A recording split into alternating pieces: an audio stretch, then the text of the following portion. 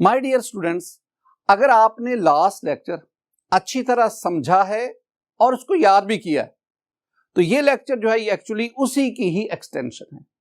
Last lecture में हमने methane में कार्बन की sp3 हाइब्रिडाइजेशन उसको डिस्कस किया और इस लेक्चर में हम अमोनिया में नाइट्रोजन और वाटर में ऑक्सीजन, इसमें sp3 हाइब्रिडाइजेशन इसको डिस्कस करेंगे। बहुत सारी चीजें वही हैं जो आपने मीथेन में पढ़ी, हाँ कुछ नई बातें आएंगी। तो एक अच्छा जो लर्नर है ना, उसके लिए जरूरी होता है कि वो चीजों को कंपेयर करके लर्न करे, कंपेयर करता जाए कि कौन कौन से पॉइंट्स ऑफ डिफरेंस आ रहे हैं और इस बुनियाद पर वो चीजों को याद करता जाए। तो आइए अब हम bonding and structure of ammonia इससे स्टडी करते हैं और फिर इंशाल्लाह bonding and structure of water इसको देखते हैं।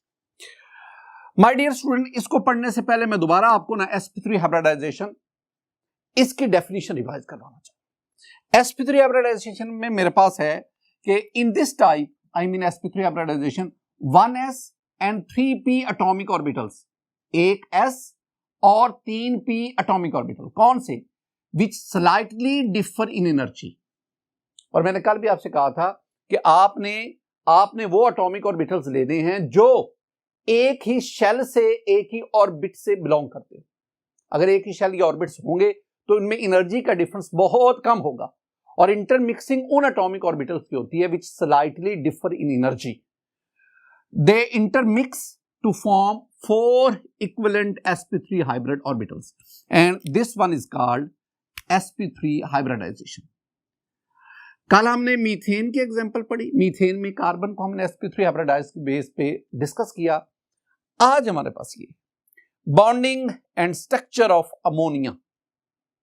पहले आप इसका स्पेक्ट्रोस्कोपिक एनालिसिस करें। मैंने आपसे कहा था स्टूडेंट के स्पेक्ट्रोस्कोपिक एनालिसिस से मेरी मुराद है कि आप इस मॉलिक्यूल का IR, UV विजिबल, HNMR या mass spectrometry, these are various spectral analysis, various spectral techniques. आप इन टेक्निक्स की मदद से किसी भी मॉलिक्यूल का स्ट्रक्चर मालूम करते हैं। स्ट्रक्चर से मेरी मुराद है आप उसकी बॉन्ड लेंथ मालूम करते हैं, बॉन्ड एंगल्स मालूम करते हैं और इसकी बेस पे आप मोलेकुलर ज्योमेट्री उसको फाइंड आउट करते हैं। ये एक्सपेरिमेंटल डाटा हमें अमोनिया के मॉलिक्यूल के बारे में क्या इंफॉर्मेशन देता है, देखें जरा। According to spectroscopic analysis my dear student, ammonia के मॉलिक्यूल्स में ये सेंटर में नाइट्रोजन और नाइट्रोजन एटम ने 3 हाइड्रोजन एटम के साथ बॉन्ड्स बनाए हुए। एक लोन पेयर नाइट्रोजन एटम के ऊपर लाई करता है। अब ये जो तीनों बॉन्ड्स हैं, नाइट्रोजन हाइड्रोजन बॉन्ड जो है, nitrogen hydrogen bond, all these bonds are of same nature. Nature से मेरी मुराद क्या है? नेचर से मेरी मुराद है इन तीनों नाइट्रोजन हाइड्रोजन बॉन्ड की बॉन्ड लेंथ, इनकी बॉन्ड स्ट्रेंथ, इनकी बॉन्ड रिएक्टिविटी वो बिल्कुल एक जैसी। एक तो ये चीज आ गई। दूसरा, the angle between any two bond is 107.5 degree. और ओवरऑल अगर हम इसका स्ट्रक्चर देखेंगे, overall the ammonia molecule has trigonal pyramid, trigonal pyramid. अब ये जो स्ट्रक्चर है अमोनिया का, हम इसको हाइब्रिडाइजेशन की बेस पे डिस्कस करते हैं। हाइब्रिडाइजेशन के मुताबिक अमोनिया में जो सेंट्रल एटम है वो नाइट्रोजन है। और मैंने आपसे लास्ट लेक्चर में भी कहा कि हमारे सिलेबस की हद तक हाइब्रिडाइजेशन का कॉन्सेप्ट किसी भी मॉलिक्यूल के सेंट्रल एटम के गिर्द घूमता है।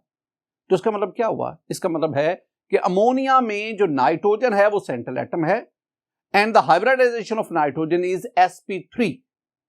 अब नाइट्रोजन किस तरह sp3 हाइब्रिडाइज्ड है और फिर ये किस तरह हाइड्रोजन एटम के साथ मिलकर NH3 बनाता है और फिर हम उसके स्ट्रक्चर को भी जस्टिफाई करेंगे।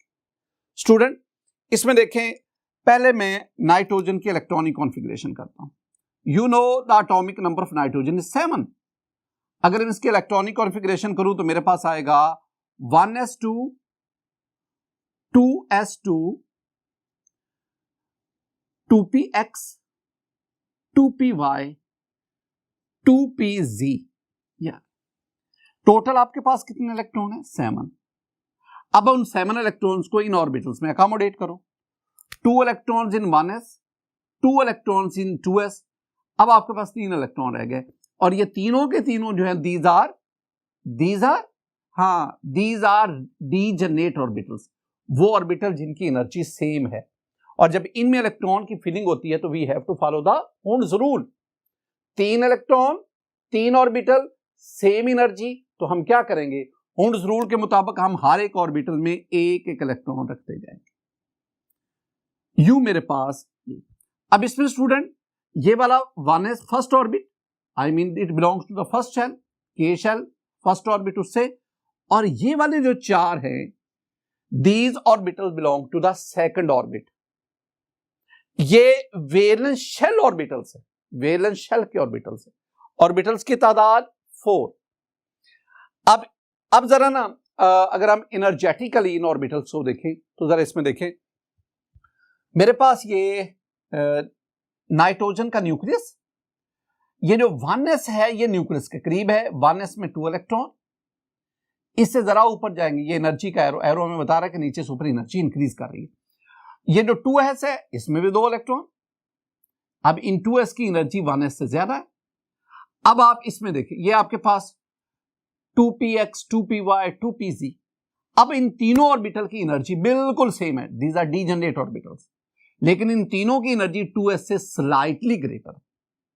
अब इन तीनों में एक एक इलेक्ट्रॉन आपके पास आ गए, यानी 2px1 2py1 2pz1। अब आपके पास ये एक ऑर्बिटल एनर्जी डायग्राम आप कह लें। अब इसमें ये जो 1s है it belongs to first orbit, और ये जो 2s और 2px 2py 2pz ये चारों orbital they belongs to second orbit. अब हमने क्या करना है, जब हम मीथेन में कार्बन की हाइब्रिडाइजेशन पढ़ रहे थे ना, तो दूसरे स्टेप में स्टूडेंट मैंने कहा था कि ये ग्राउंड स्टेट इलेक्ट्रॉनिक कॉन्फ़िगरेशन है। अगर आप उसमें ना 2pz एम्प्टी था कार्बन के केस में, तो फिर मैंने 2s एक इलेक्ट्रॉन यहां पे प्रमोट करवाया, लेकिन यहां पे हमारे पास अगर आप देखेंगे तो तीनों p ऑर्बिटल्स वो हाफ फिल्ड है, और हाफ फिल्ड ऑर्बिटल स्टेबल होते हैं। इसका मतलब है यहां पे 2s इलेक्ट्रॉन आगे प्रमोट नहीं किया जा सकता। तो अब ये मेरे पास स्टूडेंट आ गए, these 4 are atomic orbitals, atomic orbitals. और मैं आपसे क्या कहता हूं, मैं आपसे कहता हूं ये जो एटॉमिक ऑर्बिटल्स हैं दे हैव डिफरेंट एनर्जीज। कैसे, अभी मैंने आपको बताया कि 2s की एनर्जी कम है और इन तीनों की एनर्जी 2s से कदरे ज्यादा है, यानी इन तीनों की एनर्जी सेम है लेकिन चारों की सेम नहीं है, क्योंकि 2s की एनर्जी उनसे कम है। डिफरेंट शेप्स, अब जरा शेप्स के हवाले से देखें, मैं कह रहा हूं इनकी शेप्स मुख्तलिफ है। माय डियर स्टूडेंट, ये मेरे पास है 2s, it has 2 electron, this one is 2px 2py 2pz, 2s is spherically symmetrical having 2 electrons, 2px 2py 2pz all these are dumbbell shape. तो 3 ऑर्बिटल की शेप डंबल है, एक ऑर्बिटल की shape spherical है, चारों की एक जैसी नहीं है। They have, these are atomic orbital, they have different energies different shapes. अब इनकी इंटरमिक्सिंग होगी,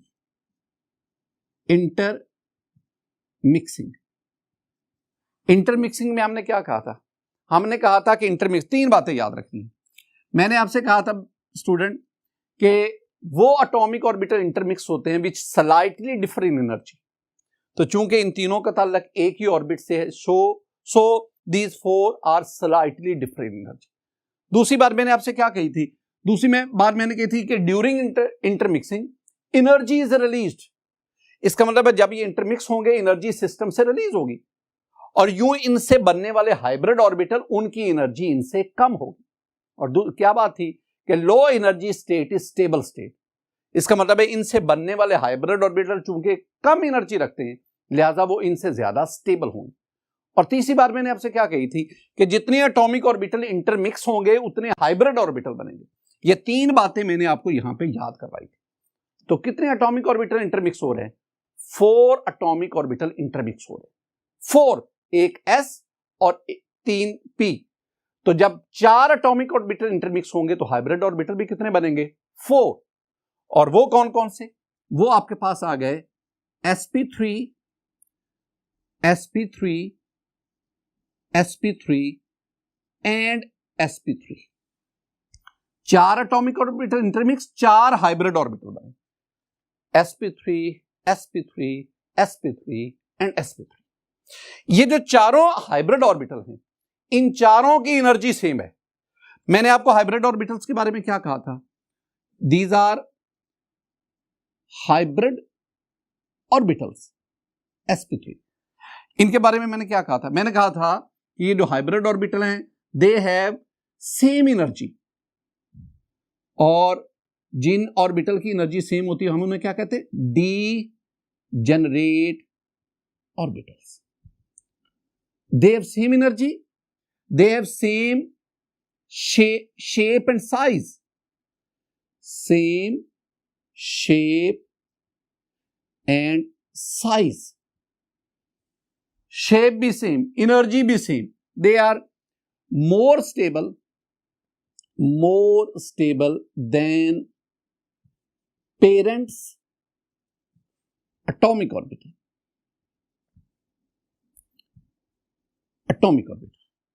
इन एटॉमिक ऑर्बिटल से ये ज्यादा स्टेबल हैं क्योंकि इनकी एनर्जी उनसे कम है। चौथी बात है, मैंने कहा था बट, लेकिन इन चारों की स्पेशियल ओरिएंटेशन मुख्तलिफ होती है, but they have different orientation in space, but different orientation in space, orientation मुख्तलिफ है। जरा इस बात को देखें स्टूडेंट, मैंने आपसे कहा था कि जब ये 2s और 3p, ये जो 2p ऑर्बिटल्स है, when they intermix we have 4 sp3 hybrid orbital, 4 बन गए, चारों की शेप सेम है। वो एक हाइब्रिड sp3 को देखेंगे तो एक sp3 में देखेंगे तो ये इसका मेजर लोब है और ये माइनर लोब है, और मैंने आपसे कहा था कि sp3 हाइब्रिड ऑर्बिटल में s करैक्टर 25% और जो p करैक्टर है वो 75%। तो आपके पास ये 4, लेकिन इन चारों की शेप सेम है, साइज सेम है, इनकी एनर्जी सेम है, लेकिन जब आप इनको न्यूक्लियस के गिर्द, नाइट्रोजन के न्यूक्लियस के गिर्द अरेंज करते हैं ना, तो अब ये जब अरेंज होते हैं तो each sp3 hybrid orbital it directed towards the corner of tetrahedron. तो ये टेट्राहेड्रली, ये याद रखना है, टेट्राहेड्रली ये नाइट्रोजन न्यूक्लियस के गिर्द अरेंज होती है, और किसी भी 2 sp3 के दरमियान जो एंगल है वो 109.5 डिग्री का। तो sp3 हाइब्रिड ऑर्बिटल, इनकी अरेंजमेंट क्या है? ये टेट्राहेड्रली अरेंज होते हैं। अब नेक्स्ट पॉइंट वेरी इंपॉर्टेंट, अब उसमें क्या है कि जो एटॉमिक ऑर्बिटल इंटरमिक्स हुए थे उनमें टोटल इलेक्ट्रॉन कितने थे? 2, 3, 4, 5। अब वो 5 इलेक्ट्रॉन इनमें आपने अकोमोडेट करवाने। तो पहले एक एक इलेक्ट्रॉन रखें, 1, 2, 3, 4 एंड दिस वन इज 5। इसका मतलब आपके पास टोटल 4 sp3 हैं। एक sp3 के अंदर पेयर्ड इलेक्ट्रॉन है, कंप्लीटली फिल्ड है, और 3 sp3 उसके अंदर एक एक इलेक्ट्रॉन है, अनपेयर्ड है, हाफ फिल्ड है। यानी आपके पास ये टोटल 4 sp3, ये जो ऊपर वाला है इसमें 2 इलेक्ट्रॉन है जिसे हम लोन पेयर कहते हैं, और बाकी ये जो 3 हैं इनमें एक एक इलेक्ट्रॉन है। अब आपने वीबीटी में पढ़ा है कि वो ऑर्बिटल ओवरलैप करके बॉन्ड बनाते हैं जो हाफ फिल्ड होंगे, जिनमें एक इलेक्ट्रॉन होगा। इसका मतलब है ये ऊपर वाला ऑर्बिटल जिसमें 2 इलेक्ट्रॉन हैं ये ओवरलैपिंग में हिस्सा नहीं लेगा, और ये जो नीचे वाले 3 हैं जिनमें एक एक इलेक्ट्रॉन है जो हाफ फिल्ड है, ये तीनों sp3 जो हैं they are eligible for overlapping to form the bond. अब हम क्या कहेंगे? अब हम कहेंगे जी हमारे पास ये नाइट्रोजन का न्यूक्लियस, ये न्यूक्लियस है, एक आपके पास ये sp3 है, ये sp3, इसमें 2 इलेक्ट्रॉन है sp3, it is completely filled, these are lone pair, और ये इसका माइनर लोब है। बिल्कुल इसी तरह एक आपके पास ये sp3 है और इसमें एक इलेक्ट्रॉन है, this one is half filled. एक आपके पास ये sp3 आ गया, ये इसका माइनर लोब, ये इसका minor lobe. My dear student, इसमें भी आपके पास एक इलेक्ट्रॉन है, ये भी हाफ फील्ड है, वो इलेक्ट्रॉन मैं इसके अंदर शो कर देता हूं, और एक आपके पास इधर बाहर की तरफ आता है, ये आ गया। इसमें भी एक इलेक्ट्रॉन है, ये sp3 हाइब्रिड ऑर्बिटल है, ये मैं नाइट्रोजन एटम की बात कर रहा हूं। अब इसमें इनके दरमियान जो एंगल है, मैंने आपसे कहा था कि इनके दरमियान जो एंगल है दैट इज 109.5 डिग्री, और यूं ये चारों sp3 टेट्राहेड्रली अरेंज होते। अब आप क्या करेंगे, अब आप लेंगे हाइड्रोजन को, और हाइड्रोजन का आपके पास आप जानते हैं कि 1s ऑर्बिटल जिसमें एक इलेक्ट्रॉन, हाफ फील्ड, ये हाइड्रोजन का 1s orbital, this is 1s1, it is spherically symmetrical, ये आपके पास है। अब क्या होगा, अब एक हाइड्रोजन एटम यहां ओवरलैप कर जाएगा अपने 1s के साथ, हाइड्रोजन एटम, एक हाइड्रोजन यहां ओवरलैप कर जाएगा अपने s के साथ, और एक हाइड्रोजन एटम यहां ओवरलैप कर जाएगा अपने हाइड्रोजन एटम और इसका कौन सा ऑर्बिटल, s। यूं एक आपके पास ये बॉन्ड बना, किस किस ऑर्बिटल के ओवरलैपिंग से, s और sp3, s of hydrogen, sp3 of nitrogen, एक ये बॉन्ड बना, एक ये बॉन्ड बना। अब स्टूडेंट जरा आप देखेंगे ना, ये मेरे पास न्यूक्लियस है, ऊपर आपके पास यहां पे लोन पेयर है, ये लोन पेयर है, एक आपके पास बॉन्ड इधर बना, एक आपके पास बॉन्ड इधर बना, एक आपके पास ये बॉन्ड बना, किसके साथ, हाइड्रोजन के साथ, और ये सेंटर में आपके पास नाइट्रोजन है। मैंने आपसे कहा था कि आपके पास ये जो sp3 हाइब्रिड ऑर्बिटल है ये टेट्राहेड्रली अरेंज है, लेकिन जब आप हाइड्रोजन को इनके साथ ओवरलैप करवा के बॉन्ड बना देते हैं, अब जरा देखें my dear student, this one is the lone pair, this one is the bond pair, this one is the bond pair, this one is the bond pair. अब आपने वेस्पर थ्योरी में पढ़ा है कि ये जो लोन पेयर है ये बॉन्ड पेयर को रिपेल करता है, रिपेल करने की वजह से ये बॉन्ड पेयर एक दूसरे के करीब हो जाते हैं, और वो एंगल जो 109.5 डिग्री का था वो कम होकर 107.5 डिग्री का है। ये जो लोन पेयर है ये नाइट्रोजन के न्यूक्लियस के करीब होता है, ये lone pair is very close to the nucleus of nitrogen, लिहाजा ये करीब होने की वजह से बॉन्ड पेयर को रिपेल करता है, बॉन्ड पेयर के दरमियान एंगल कम होकर ये एंगल जो यहां पे मैं टेट्राहेड्रल कह रहा था, लेकिन मॉलिक्यूल फॉर्मेशन के बाद ये एंगल कम होकर 107.5 डिग्री रह जाता है, और यूं the shape of ammonia molecule is trigonal pyramid. Shape इसकी क्या आ गई, trigonal pyramid. My dear student, जितना कुछ मैंने आपको समझाया, अब मैं आपको एक एनिमेशन के जरिए सारे का सारा जो है समराइज करना चाहता हूं, तो आइए जरा देखते हैं। माय डियर स्टूडेंट, मेरे पास ये नाइट्रोजन का एटम है, this one is 1s2, this one is 2s2, 2px1, 2py1, 2pz1। we don't need any kind of excitation। अब इसमें हमने क्या कहा, हमने कहा ये जो 2s है, 2px है, 2py है, 2pz है, ये चारों के चारों जो है they belong to valence shell, ये सेकंड ऑर्बिट से ताल्लुक रखते हैं।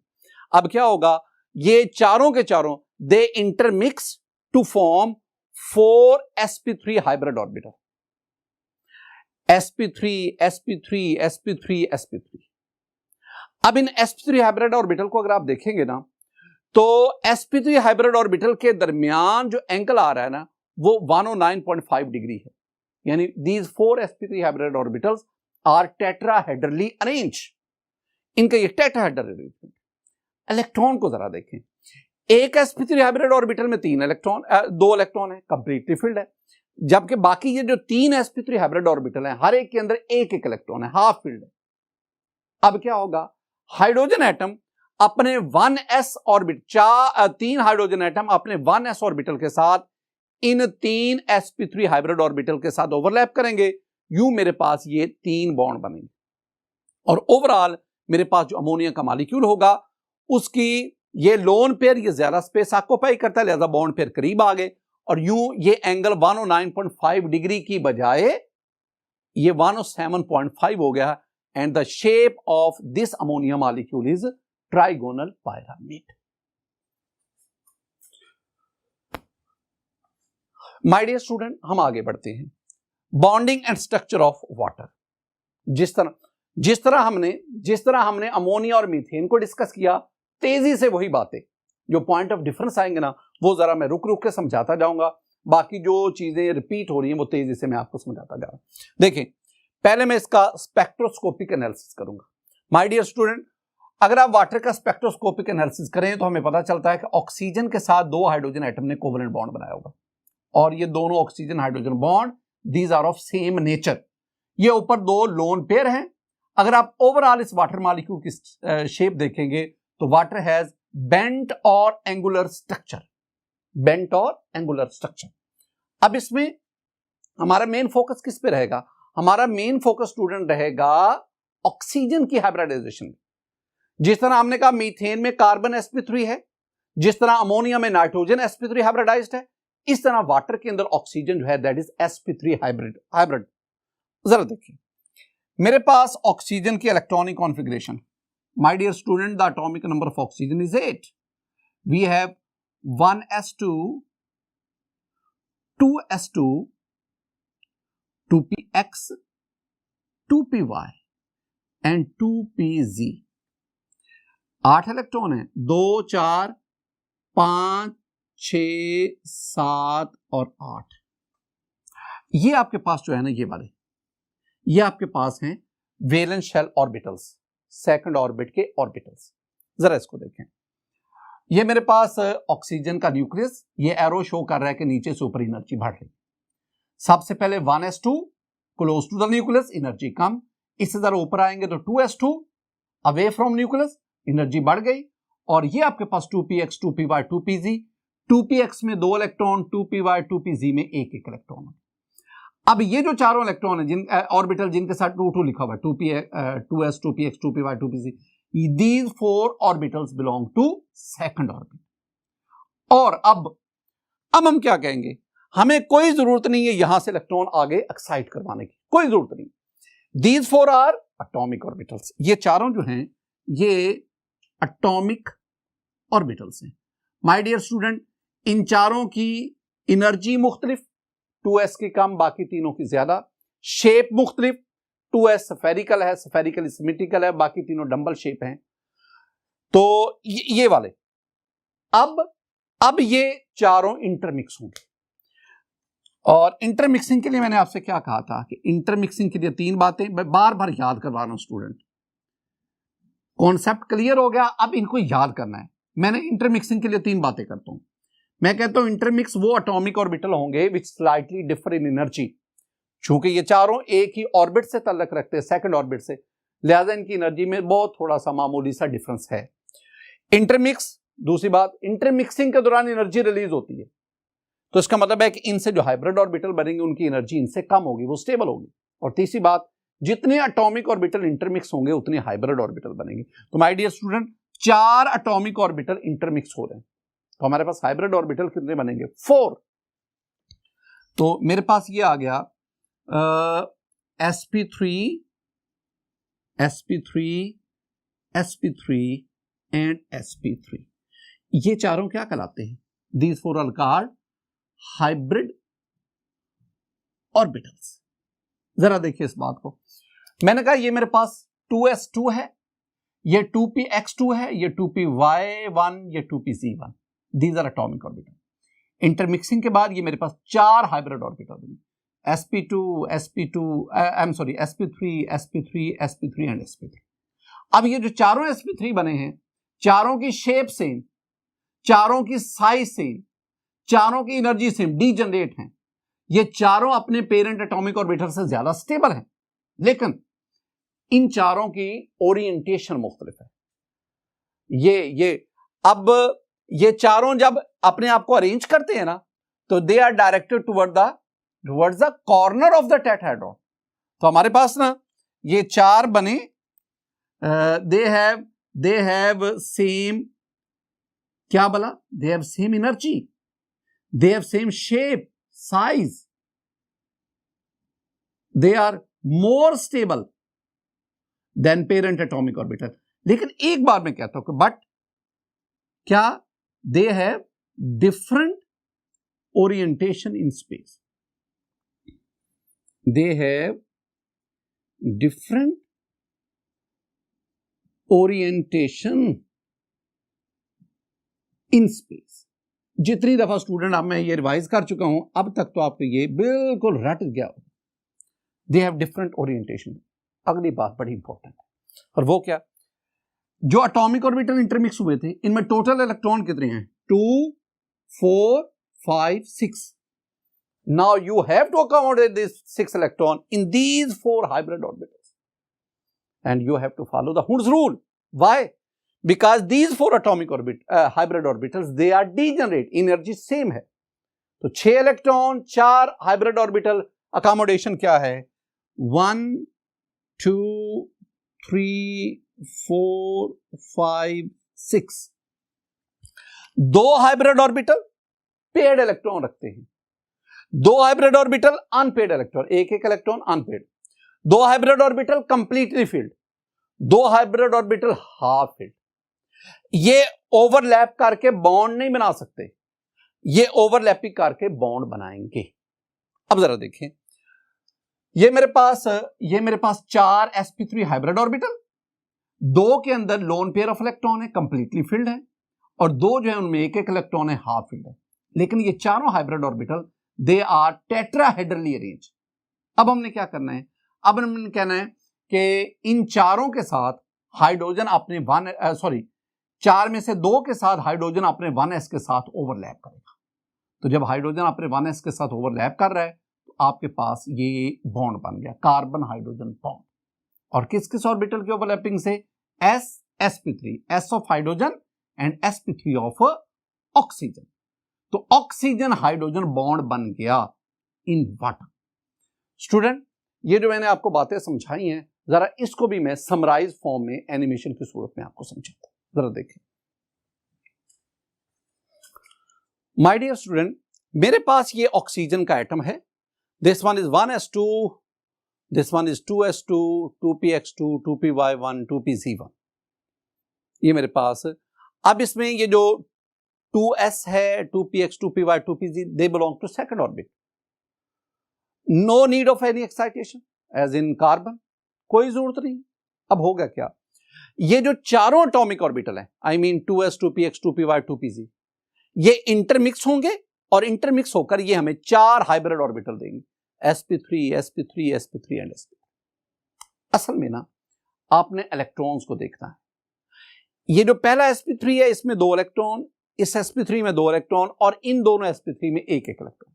यानी 2 sp3 कंप्लीटली फील्ड है, और 2 sp3 जो है वो हाफ फील्ड है, पार्शियली फील्ड. ये चारों sp3 हाइब्रिड ऑर्बिटल अपने आप को अरेंज करते हैं, and we have the tetrahedral arrangement, tetrahedral shape. The angle between any 2 sp3 hybrid orbital that is 109.5 degree. अब हाइड्रोजन एटम अपना 2 हाइड्रोजन एटम्स अपना 1s ऑर्बिटल लेकर जो कि हाफ फील्ड है, इन दोनों sp3 के साथ ओवरलैप कर जाए, और यू ऑक्सीजन और हाइड्रोजन के दरमियान ये एक बॉन्ड बन जाएगा. मेरे पास ये वाटर का जो ओवरऑल स्ट्रक्चर बनेगा, इसमें देखिए ये ऊपर 2 लोन पेयर हैं और ये 2 बॉन्ड पेयर हैं. अब वैसे तो हाइब्रिड ऑर्बिटल के दरमियान एंगल 109.5 डिग्री था, लेकिन जब बॉन्डिंग हो गई, अब आप वेस्पर थ्योरी की तरफ चले जाएं. वेस्पर थ्योरी में क्या कहती है कि ये जो लोन पेयर हैं, they occupies more space than bond pair. Lone pair की बॉन्ड पेयर पर रिपल्शन ज्यादा है, और ज्यादा रिपल्शन की वजह से ये बॉन्ड पेयर क्लोज हो गए, और क्लोज होने की वजह से वो टेट्राहेड्रल एंगल जो 109.5 डिग्री था, जो अमोनिया में 107.5 हो गया, अब वाटर में आकर मजीद बॉन्ड करीब हो गए, और वो एंगल 104.5 डिग्री हो गया. In this way, the water molecule has bent or angular structure. Water molecule has bent or angular structure. My dear student, आज के इस लेक्चर में हमने एटॉमिक ऑर्बिटल हाइब्रिडाइजेशन में sp3 हाइब्रिडाइजेशन उसको हमने खत्म किया. हमने 3 एग्जांपल्स पढ़ी. एक हमने लास्ट लेक्चर में पढ़ी मीथेन की, और इस लेक्चर में हमने अमोनिया और वाटर इसको स्टडी किया. इंशाल्लाह जो नेक्स्ट लेक्चर हमारे होंगे उसमें हम sp2 हाइब्रिडाइजेशन और फिर sp हाइब्रिडाइजेशन उसको स्टडी. मेरी दुआ है कि अल्लाह ताला आप पर अपना फजल और करम फरमाए, अल्लाह ताला आपके इल्म में इजाफा फरमाए। अस्सलामु अलैकुम वरहमतुल्लाह।